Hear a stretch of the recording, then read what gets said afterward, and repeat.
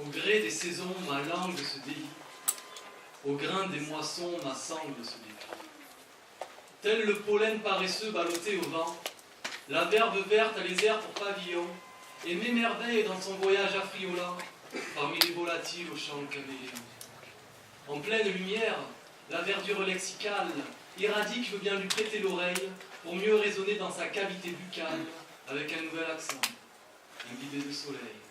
Autour de nous, tout est révélateur, porteur de sens, instigateur, loquace, du palétuvier élégant de torpeur, au ruisseau susurrant sa mélancolie lasse.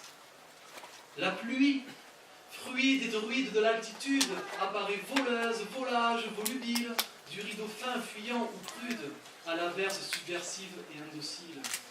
Mais la pluie se révèle aussi coquine, lorsqu'elle s'amuse à mouiller mes écrits.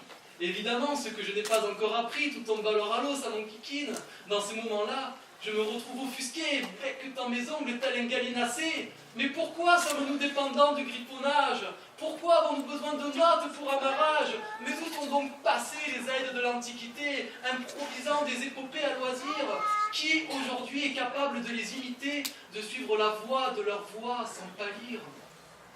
En parlant de teint, faisant teinter les cloches du mélange enivrant des couleurs, soyons insolents, purpurins ou âcres, poussons les pigments primaires de la candeur, car le monde est fantaisiste, surréaliste, si l'on prend un morse, une morue, un marsouin, une tentacule, une crête de coq, du crin, il est bien plus créatif que l'artiste qui fit le décor du Ritz.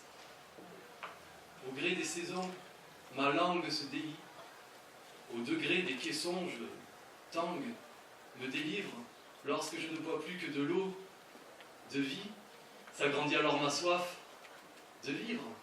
Qui dit soif dit eau, impliquant ainsi la pluie, et la voici qui revient me mouiller jusqu'aux mots qui se mouillent, se brouillent, s'embrouillent, fuient. Ma feuille fond, faiblit, défaillit, se fissure, tout part à l'eau. Alors vive l'automne, quand vive l'automne truante, emportant les feuilles qui nous servaient de tuteurs. Et voici comme les mots coulent, roucoulent en couleur dans le lit d'une rivière truculente. D'une goutte de pluie, les eaux des mots jaillissent, osent. D'une voûte qui, lui, chute des poètes en cadence. Des versoirs à la main, ils arrosent des feuilles, celles des salades de l'éloquence.